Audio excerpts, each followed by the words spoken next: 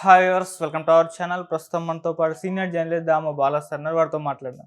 నమస్కారం సార్. నమస్తే. సార్, జగన్మోహన్ రెడ్డి గారికి షర్మిల గారు సీక్రెట్గా రాఖీ కట్టారు అని ఒక వార్త వైరల్ అవుతుంది సార్. అంటే మామూలుగా రాఖీ పౌర్ణమి రోజు రాఖీ కట్టడం అది విశేషమేం కాదు. కాకపోతే వీళ్ళిద్దరి మధ్యలో ఎప్పటి నుంచో వివాదం నడుస్తుంది. ఒక యుద్ధ వాతావరణం అయితే వీళ్ళిద్దరి మధ్య ఎప్పటి నుంచో కూడా ఉంది. సో అటువంటి టైంలో షర్మిల గారు కట్టారా రాఖీ, లేదా సార్? ఈ విధంగా రోజా గారు కూడా కట్టారు రాఖీ జగన్మోహన్ రెడ్డి గారికి అంటున్నారు. మరి మీరేం చెప్తారు సార్? యాక్చువల్గా ఈ రోమర్ ఎలా స్టార్ట్ అయిందంటే గుడివాడ అమర్నాథ్ అని నిన్న మాట్లాడుతూ రాఖీ పండుగ విశిష్టత ఇదంతా మాట్లాడాడు.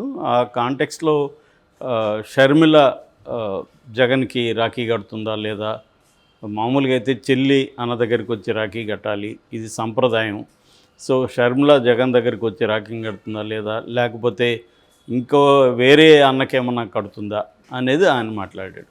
మామూలుగా రాఖీ కడుతుందా లేదా అన్నంత వరకు అయితే ఇబ్బంది లేదు, కానీ వేరే అన్నకన్నప్పుడు అది కొంత వివాదమైంది. అంటే షర్మిల ఇంకా వేరే అన్న అంటే ఎవరు, మేబీ గతంలో ఇది పంపించింది గిఫ్ట్ కూడా కాబట్టి లోకేషా అన్నట్టుగా అందరూ అంటున్నారు. సో ఏదేమైనా రాఖీ కట్టిందా లేదా ఎవరికి తెలియదు, కానీ పబ్లిక్గా అయితే ఇటు షర్మిల పోస్ట్ పెట్టింది. సోదరులకు అందరికీ ఆమె రాఖీ పౌర్ణమి శుభాకాంక్షలు చెప్పింది. ఆ సందర్భంగా తనకి ఎంతోమంది తోడబుట్టకపోయినా చాలామంది సోదరులు ఉన్నారు, వాళ్ళందరూ నాకు నా జీవితంలో హెల్ప్ చేశారని కూడా వాళ్ళకి కృతజ్ఞతలు కూడా చెప్పింది. ఎక్కడ జగన్ పేరు మెన్షన్ కూడా చేయలేదు. నిజంగా ఆమె రాఖీ కట్టుంటే దాంట్లో మెన్షన్ చేయాలి కదా కనీసం. నా అన్న నాకు ఒకప్పుడు బాగుండేవాడు, తర్వాత దూరం అయ్యాడని ఏదో ఒకటి బాధో ఆనందమో ఏదో ఒకటి చెప్పాలి కదా. కానీ అసలు తనకు అన్నంటూ ఉన్నట్టుగా ఎక్కడ కూడా గుర్తించలేదు.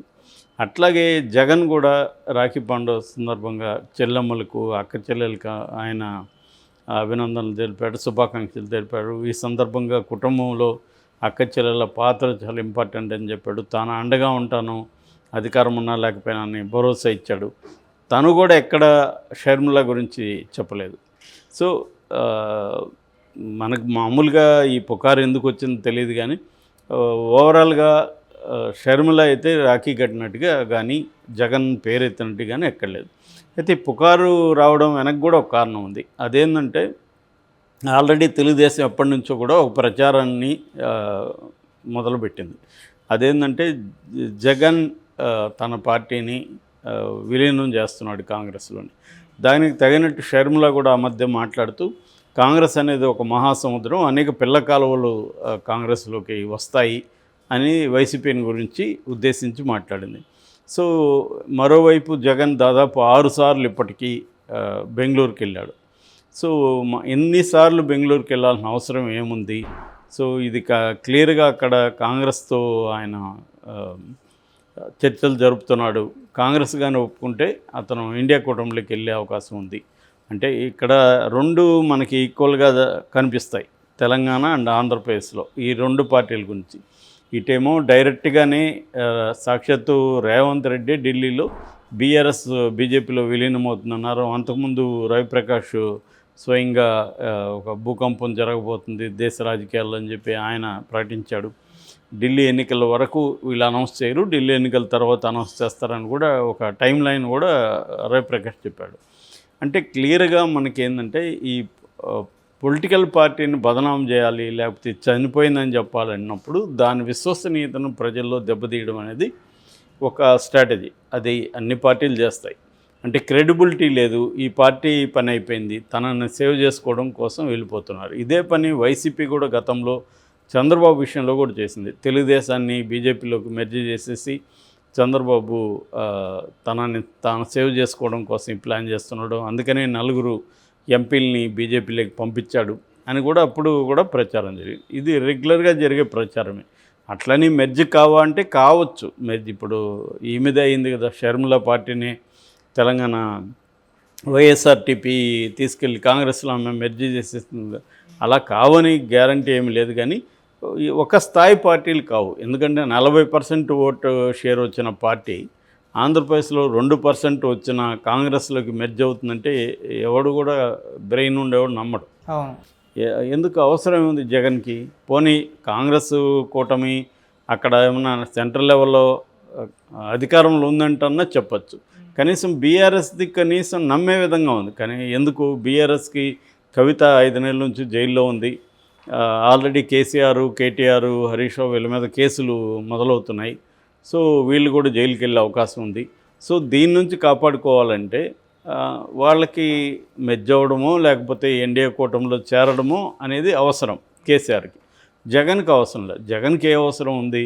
మోడీతో మంచిగా ఉండాల్సిన అవసరం జగన్కి ఉంది. కానీ మంచిగా ఉన్నా కూడా మోడీ కాపాడలేని పరిస్థితిలో జగన్ ఏం చేయాలి? కేవలం జగన్కున్న సెకండ్ ఆప్షను ఇండియా కూటమిలో చేరడం. ఇండియా కూటమిలో చేరితే కనీసం నేషనల్ లెవెల్లో ఈయన మీద ఏదన్నా జరిగినా అది ఫోకస్ అవుతుంది. రేపు పొద్దున కేసులు పెట్టి అరెస్ట్ చేసినా లేకపోతే అక్రమంగా ఆయన్ని జైలుకి పంపించినా ఇది నేషనల్ వైడ్ అవుతుంది. అంతకంటే జగన్కి కూడా ఇప్పటికిప్పుడు అక్కడి నుంచి వచ్చేదేం లేదు. That is one advantage. Second advantage ఏంటంటే రేపొద్దున కూటమి అధికారంలోకి వచ్చిందనుకో 2029 నేషనల్ ఎలక్షన్లో కూటమి అధికారంలోకి వస్తే ఇండియా కూటమి, అప్పుడు జగన్కి అడ్వాంటేజ్ అవుతుంది. అప్పుడు రెండోది ఏంది, చంద్రబాబు అటు పోకుండా ముందుగానే జగన్ అక్కడ కచ్చిపోయినట్టుగా ఉంటుంది. ఎందుకంటే రేపొద్దున చంద్రబాబు బీజేపీని ఎన్డీఏని వదిలేసి అటు వెళ్ళడానికి కూడా గ్యారంటీ. సో అప్పుడు మళ్ళీ వాళ్ళ అధికారంలోకి వచ్చి చంద్రబాబు కూడా మళ్ళీ చక్రం తిప్పి అప్పుడు జగన్కి ఇబ్బందులు అవుతాయి. అందుకని ఈ రెండు ప్రయోజనాల్ని, ఒకటేమో ఇమీడియట్ ప్రయోజనం, తన సొంత ప్రయోజనం, రెండోదేమో లాంగ్ టర్మ్ ప్రయోజనం.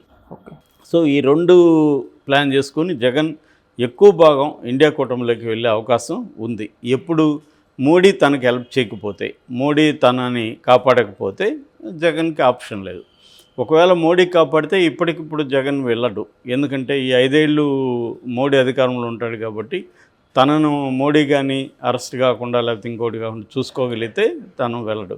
కానీ మోడీ పాయింట్ ఆఫ్ వ్యూ చూసినప్పుడు జగన్ ఎందుకు మోడీ కాపాడాలి అనుకున్నప్పుడు మోడీకి ఏమీ అవసరం లేదు. ఓన్లీ తనకున్న 11 మంది రాజ్యసభ సభ్యులు తప్ప వేరేది ఏమీ ఆఫర్ చేసే పరిస్థితిలో జగన్ లేడు.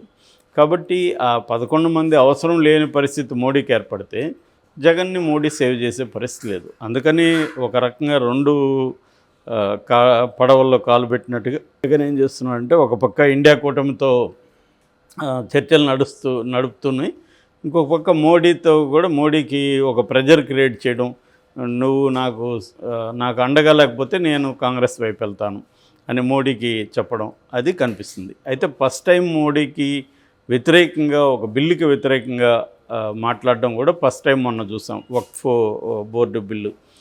ఇప్పటి వరకు ఈ 10 ఏళ్లలో మోడీకి వ్యతిరేకంగా ఏ బిల్లుకి వ్యతిరేకంగా జగన్ నిర్ణయం తీసుకోలేదు. ఇది కనిపిస్తుంది. అట్లాగే ఢిల్లీకి వెళ్ళి ఇక్కడ అన్యాయం జరుగుతుంది, ఆంధ్రప్రదేశ్లో రాష్ట్రపతి పాలన పెట్టాలని డిమాండ్ చేయడం కూడా మోడీని ప్రెజర్ చేయడమే. అయితే ఇన్ని చేస్తున్నా కూడా ఇప్పటికి కూడా ఎక్కడ మోడీని కానీ అమిత్ షాని కానీ జగన్ పల్లెత్తు మాట అనట్లేదు. నిజానికి అది కూటమి ప్రభుత్వం కదా, ఎన్డీఏ ప్రభుత్వం ఆంధ్రప్రదేశ్లో ఉండేది. విమర్శించాల్సి వచ్చినప్పుడు మోడీని కూడా విమర్శించాలి కదా, ఎన్డీఏ అంటే బీజేపీని కూడా కలుపు కదా విమర్శించాలి. కానీ జగన్ స్ట్రాటజిక్గా ఇటు పవన్ కళ్యాణ్ని ఒక మాట అనట్లేదు, ఇటు బీజేపీని ఒక మాట అనట్లేదు. క్లియర్గా తెలుగుదేశాన్ని మాత్రమే టార్గెట్ చేసి ప్రతి విషయంలో మాట్లాడుతున్నాడు. నిన్న కూడా నీటి ప్రాజెక్టు విషయాల్లో, వెలిగొండ ప్రాజెక్టు ఈ విషయాల్లో విమర్శించింది కూడా కేవలం చంద్రబాబుని విమర్శిస్తున్నాడు తప్ప ఈ ప్రభుత్వం అంటే జగన్ చాలా స్ట్రాటజిక్గా అయితే వెళ్తున్నాడు. బట్ ఎంత స్ట్రాటజిక్గా వెళ్ళినా ఒక్కొక్కసారి పరిస్థితులు మనకు అనుకూలించకపోతే కష్టాలు ఎదురవుతాయి. ఆ రకంగా జగన్ పరిస్థితి ఉంది. సో ఈ కాంటెక్స్ట్లో చూసినప్పుడు ప్రతి అంశం కూడా పొలిటికల్గా మారిపోతుంది. కాబట్టి నిన్న మామూలుగా అయితే నువ్వు అన్నట్టు అది పర్సనల్ విషయం కావచ్చు అన్నా చెల్లెల మధ్య, కానీ ఇక్కడ అన్నా చెల్లెలు అనేవాళ్ళు సామాన్యమైన వ్యక్తులు కాదు. కాబట్టి ఒక పొలిటికల్ పార్టీస్కి, 2 పొలిటికల్ పార్టీస్కి ఆంధ్రప్రదేశ్లో వాళ్ళు ఇన్ఛార్జీలు కాబట్టి, సో వాళ్ళిద్దరి మధ్య అన్నా చెల్లెల సంబంధం అనేది పొలిటికల్ సంబంధంగా మారిపోయింది. కాబట్టి ఇప్పుడు ఎందుకంటే గతంలో ఆమె రాఖీ కట్టిన ఫోటో కూడా బాగా వైరల్ అయింది. సో ఇప్పుడు ఈమె ఎందుకు రాఖీ కడితే ఎందుకు కట్టిందని చర్చ వస్తుంది, కట్టకపోతే ఎందుకు కట్టలేదని